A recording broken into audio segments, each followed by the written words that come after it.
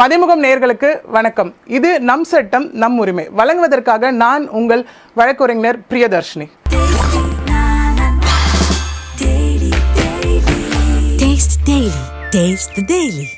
Law is a very powerful weapon. யாரை காப்பாத்துறதுக்காக நாம அதை பயன்படுத்துறது ரொம்ப முக்கியம். யாரா இருந்தாலும் எத்தனை பேர் இருந்தாலும் அவங்களுக்கு நீதி கிடைக்கணும். அதை உறுதி செய்யறது இந்த நீதிமன்றத்தோட தார்மீக கடமை. இன்னைக்கு நம்ம எல்லாமே வீட்டுக்குள்ளே இருக்கோமா அப்படின்னு கேட்டால் கண்டிப்பாக யாருமே வீட்டுக்குள்ளே கிடையாது. ஏதாவது ஒரு வேலைக்காக கண்டிப்பாக ஒரு இடத்த விட்டு இன்னொரு இடத்துக்கு ட்ராவல் பண்ணிட்டு தான் இருக்கும். சரிங்களா? அது வந்து எந்த ஃபார்ம் ஆஃப் ட்ராவலாக வேணால் இருக்கலாம். பார்த்தோன்னா பப்ளிக் டிரான்ஸ்போர்ட்டை யூஸ் பண்ணலாம், இல்லை நம்மளோட ஓன் டிரான்ஸ்போர்ட்டை யூஸ் பண்ணி நம்ம ட்ராவல் பண்ணிட்டு இருக்கலாம். சரி, பப்ளிக் டிரான்ஸ்போர்ட் அப்படின்னா அதில் என்னென்ன நம்ம பண்ணுவோம்? இன்றைக்கி அதிகமாக நம்ம யூஸ் பண்ணுறது பார்த்தோம் அப்படின்னா நிறைய ஆப்ஸ் இருக்குது நமக்கு. ஓலா, ஊபர், ரேப்பிடோ, இந்த மாதிரி நிறைய விஷயங்கள் எடுத்து தான் அதில் காராகவும் இருக்கலாம், பைக்காகவும் இருக்கலாம், ஆட்டோவாகவும் இருக்கலாம்.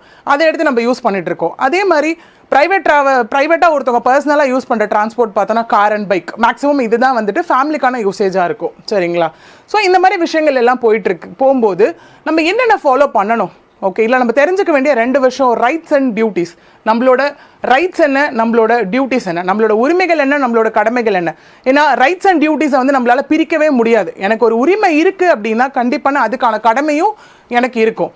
ஓகே, இன்றைக்கி பப்ளிக் டிரான்ஸ்போர்ட்டில் நம்ம ட்ராவல் பண்ணுறோம். நான் சொன்ன மாதிரி இந்த ஆப் லெவல்லாம் ட்ராவல் பண்ணுறோம். ஓலா, ஊபர், ரேப்பிடோ, இன்னும் எத்தனை ஆப்புகள் உள்ளதோ அது மூலிமா நம்ம ட்ராவல் பண்ணிகிட்ருக்கோம். சரிங்களா?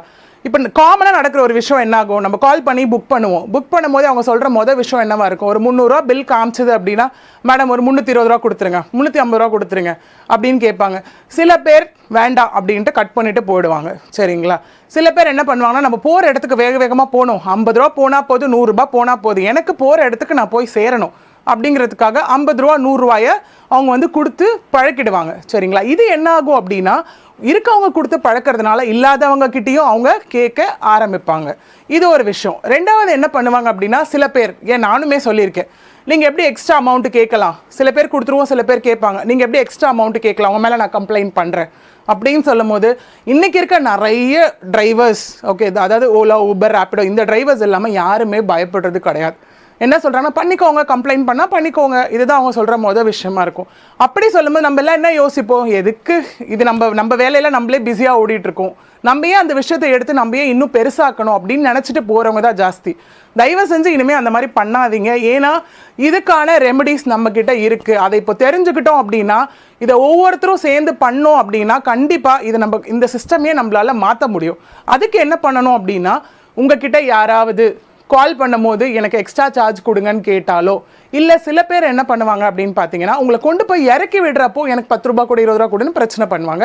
ஈவன் அசிங்கமாக பேசுகிற டிரைவர்ஸை கூட நம்ம பார்த்துருப்போம் நம்ம வாழ்க்கையில் ட்ராவல் பண்ணும்போது. இந்த மாதிரி நடந்தாலோ, இல்லை வந்துட்டு இல்லை நீங்கள் கேன்சல் பண்ணிக்கோங்க, எக்ஸ்ட்ரா அமௌண்ட் கொடுத்தா தான் நான் வந்து ரைடு எடுப்பேன் அப்படின்னு உங்ககிட்ட சொன்னாலோ, அதாவது பில் அமௌண்ட்டோட எக்ஸ்ட்ரா யார் கேட்டாலும் நீங்கள் தாராளமாக கம்ப்ளைண்ட் பண்ணலாம். என்ன பண்ணலாம் அப்படின்னு பார்த்தீங்கன்னா, ஃபஸ்ட்டு வந்துட்டு அவங்களே ஒரு ஸ்டார் ரேட்டிங் வச்சுருப்பாங்க இல்லைங்களா? அந்த ஸ்டார் ரேட்டிங்குள்ளே போயிட்டு நீங்கள் வந்து ஸ்டார் கொடுத்துடணும். கொடுத்துட்டு அந்த பர்டிகுலர் ஆப்போட வெப்சைட்டுக்கு போய்ட்டு நீங்கள் கம்ப்ளைண்ட் ரெஜிஸ்டர் பண்ணலாம். அவர் உங்ககிட்ட என்னென்ன பேசினார், என்னென்ன விஷயங்கள் சொல்லி நீங்கள் கம்ப்ளைண்ட் ரெஜிஸ்டர் பண்ணிவிட்டு கொஞ்ச நாள் வெயிட் பண்ணுங்கள்.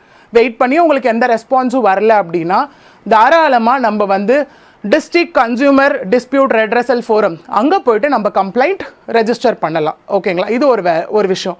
ரெண்டாவது, நீங்கள் எங்கே ஸ்பாட்டில் இருக்கீங்க, உங்ககிட்ட அவங்க தகராறு பண்ணிகிட்டே இருக்காங்க அப்படின்னா உடனே நீங்கள் கன்சியூமர் செல் 1915 அந்த நம்பருக்கு கால் பண்ணி நீங்கள் கம்ப்ளைண்ட் ரெஜிஸ்டர் பண்ணலாம். இல்லைனா இன்னொரு நம்பர் 04428592828 இந்த நம்பருக்கும் நீங்கள் கால் பண்ணி நீங்கள் கம்ப்ளைண்ட்ஸ் ஃபைல் பண்ணலாம்.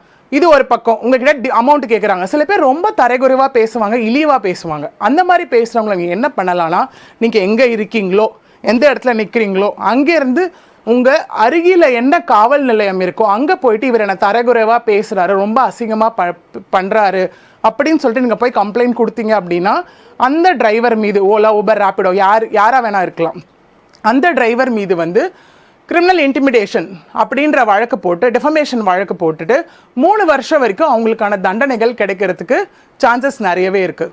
ஸோ இன்றைக்கி நம்ம இதுலேருந்து தெரிஞ்சுக்கிட்டோம். இனிமேல் யார் உங்ககிட்ட எக்ஸ்ட்ரா 1 ரூபா கேட்டாலும் தயவு செஞ்சு யோசிக்காதீங்க, உடனே நீங்கள் வந்து கம்ப்ளைண்ட் பண்ணுங்கள். அப்போ தான் அவங்க எல்லாருமே மாறுவாங்க. கஷ்டப்படுறவங்களாலையுமே வந்து இதில் ஒரு இடத்த விட்டு ஒரு இடத்த ட்ராவல் பண்ணிவிட்டு போயிட்டு வர முடியும். இது வந்து பப்ளிக் டிரான்ஸ்போர்ட். ப்ரைவேட் டிரான்ஸ்போர்ட் என்ன நான் சொன்ன மாதிரி பார்த்தீங்கன்னா கார் யூஸ் பண்ணுறோம், பைக் யூஸ் பண்ணுறோம், இது எல்லாமே நம்மக்கிட்ட இருக்கும் போது கண்டிப்பாக நம்ம ஹோல்ட் பண்ண வேண்டிய 3 டாக்குமெண்ட்ஸ் என்ன அப்படின்னு பார்த்தீங்கன்னா, ஃபஸ்ட்டு விஷயம் டிரைவிங் லைசன்ஸ். கண்டிப்பாக டிரைவிங் லைசன்ஸ் வேணும். ஓகேங்களா? ஒன்று. ரெண்டாவது பார்த்தோன்னா PUC, that is pollution under certificate. அந்த சர்டிஃபிகேட் நம்மக்கிட்ட இருக்கணும். பொல்யூஷன் கண்ட்ரோல் சர்டிஃபிகேட் நம்மக்கிட்ட இருக்கணும். மூணாவது காரோட ஆர்சி புக், இன்சூரன்ஸ் காப்பீஸ், இது எல்லாமே நம்மக்கிட்ட இருக்கணும். 3. இது 3மே எங்கிட்ட ப்ராப்பராக இருக்குங்க. இருந்தும் ஒரு சிக்னலில் ஒரு டிராஃபிக் போலீஸ் என்ன நிறுத்தும் போது நான் என்ன பண்ணணும் அப்படின்னு கேட்டிங்கன்னா, அவர் நிறுத்தினாருன்னா நம்ம கண்டிப்பாக போலீஸ் அதிகாரிக்கு நம்ம வந்து மரியாதை கொடுத்து தான் ஆகணும். ஏன்னா அது அவங்களோட கடமை. அதே மாதிரி நம்மளோட கடமை அவங்க நிறுத்தும் போது நம்ம நிறுத்த வேண்டியது, காரையோ பைக்கையோ. சரிங்களா?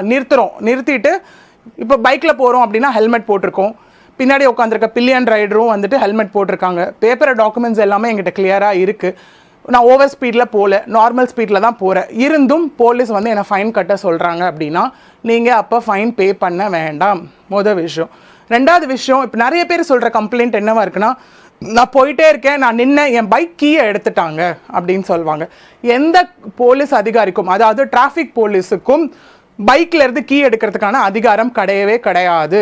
அவங்க எப்போ பண்ணலாம் அப்படின்னா, அவங்கள மதிக்காமலோ இல்லை அவங்க கேட்ட டாக்குமெண்ட்ஸை நீங்கள் சப்மிட் பண்ணாமலோ அந்த இடத்த விட்டு நீங்கள் போக பார்த்தீங்க அப்படின்னா அப்போ அவங்க கீ எடுக்கலாம். பட் உங்ககிட்ட எல்லா டாக்குமெண்ட்ஸும் கிளியராக இருக்குது, நீங்கள் பர்ஃபெக்டாக ட்ரைவ் பண்ணி போகிறீங்க அப்படின்னா அப்போ வந்துட்டு உங்கள் பைக்கில் இருந்து அவங்க கீயை எடுக்கவே முடியாது. அதே மாதிரி அந்த பர்டிகுலர் டிராஃபிக் போலீஸ் மேலே உங்களுக்கு டவுட் இருக்குது, ஓகே, ஏதோ டவுட் வந்துருச்சு உங்களுக்கு அப்படின்னா தாராளமாக அவரோட ஐடி கார்டை காட்ட சொல்லி நீங்கள் பார்க்கலாம். ஓகேங்களா? இதுதான் மோட்டர் வெஹிக்கல் ஆக்ட் சொல்கிறாங்க. செக்ஷன் 130 என்ன சொல்கிறாங்கன்னா, it is the duty of the traffic police, சரிங்களா, டு ப்ரொடியூஸ் த டாக்குமெண்ட். நீங்கள் கேட்கும் போது அவங்களோட ஐடி கார்டை அவங்க கண்டிப்பாக உங்களுக்கு காமிக்கணும். சரிங்களா? அதே மாதிரி இன்னொன்று என்ன அப்படின்னா, உங்களோட டாக்குமெண்ட்ஸை வந்து அவங்க கேட்குறாங்க அப்படின்னும் போது நீங்கள் காமிக்கலாம். உங்ககிட்ட இருந்து பிடுங்கிறதுக்கு அவங்களுக்கு எந்த இதுவும் இல்லை. இதுதான் 130 செக்ஷன் சொல்லுது, மோட்டர் வெஹிக்கல் ஆக்டில் சொல்கிறாங்க. டாக்குமெண்ட்டை police is having all the right to see the document, but உங்ககிட்ட இருந்து வலுக்கட்டாயமாக அந்த டாக்குமெண்ட்டை அவங்க பிடுங்கக்கூடாது. இந்த விஷயங்கள் ஓகே, இது எல்லாமே போது. போலீஸ் இந்த மாதிரி அட்ராசிட்டி பண்ணிகிட்டே இருக்காங்க. டிராஃபிக் போலீஸ் உங்ககிட்ட எல்லாமே இருந்து அட்ராசிட்டி பண்ணுறாங்க. நீங்கள் ப்ராப்பராக ட்ரைவ் பண்ணுறீங்க, எல்லாமே பண்ணுறீங்க. பைக்கில் போகிறப்போ, காரில் போகிறப்ப நீங்கள் சீட் பெல்ட் போட்டிருக்கீங்க, எல்லா டாக்குமெண்ட்ஸும் உங்ககிட்ட இருக்குது, நீங்கள் டிராஃபிக் ரூல்ஸை மதித்து தான் போனீங்க. ஆனாலும் போலீஸ் ஆஃபீஸர், டிராஃபிக் போலீஸ் வந்து உங்ககிட்ட ப்ராப்ளம் பண்ணுறாங்க அப்படின்னும் போது அதுக்கான தீர்வுகளும் நம்மக்கிட்ட இருக்குது. நம்ம எல்லாம் என்ன நினச்சிக்கிறோம், ஐயோ போலீஸ் மேலே நம்ம கம்ப்ளைண்ட் பண்ணக்கூடாது அப்படின்னு நம்ம நினச்சிக்கிறோம். அப்படி கிடையாது.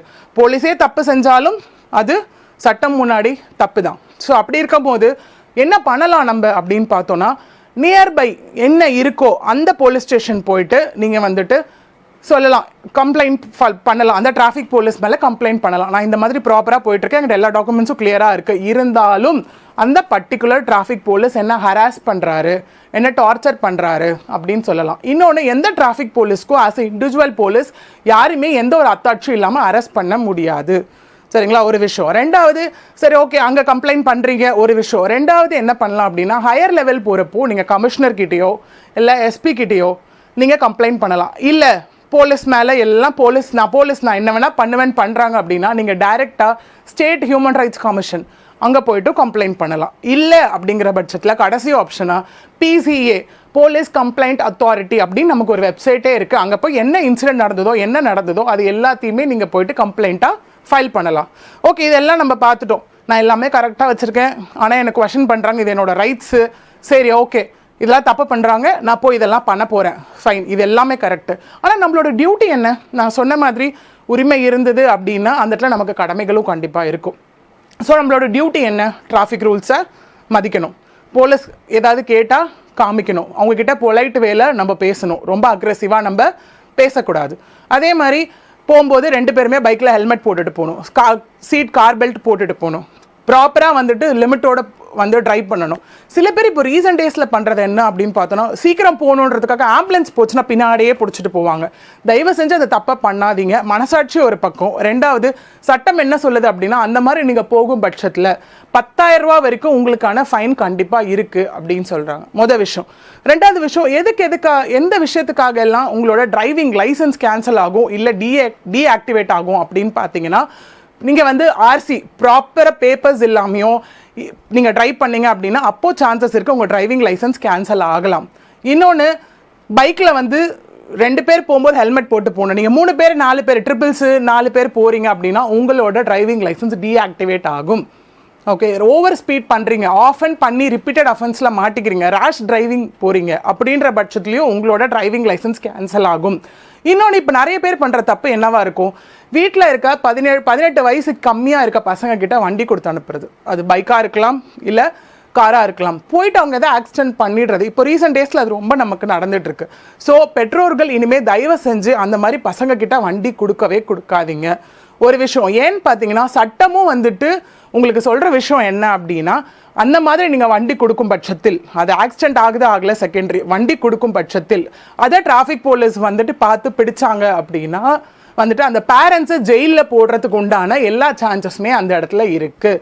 இன்னொன்று, அதை கார் ஓட்டிட்டு போகிற அந்த பையனோ பொண்ணோ, அதாவது ஜுவனல் 18 வயசு கீழே இருக்கவங்க வந்துட்டு பிடிப்பட்டாங்க அப்படின்னா 25 வயசு வரைக்கும் அவங்களால லைசன்ஸ் வாங்கவே முடியாது. ஸோ இதுதான் சட்டம் சொல்லுது. ஸோ இனிமே நம்ம பப்ளிக் டிரான்ஸ்போர்ட்டில் ட்ராவல் பண்ணாலும் சரி, ப்ரைவேட் டிரான்ஸ்போர்ட்டில் ட்ராவல் பண்ணாலும் சரி, நம்மளோட உரிமைகள் எப்படி நமக்கு இருக்கோ அதே மாதிரி நம்மளோட கடமைகளை தெரிஞ்சுட்டு டிரைவ் பண்ணுறது தான் எல்லாருக்குமே ரொம்ப நல்ல விஷயமா இருக்கும். நன்றி. Law is a very powerful weapon. யாரை காப்பாத்துறதுக்காக நாம் அதை பயன்படுத்துறது ரொம்ப முக்கியம். யாரா இருந்தாலும் எத்தனை பேர் இருந்தாலும் அவங்களுக்கு நீதி கிடைக்கணும். அதை உறுதி செய்யறது இந்த நீதிமன்றத்தோட தார்மீக கடமை.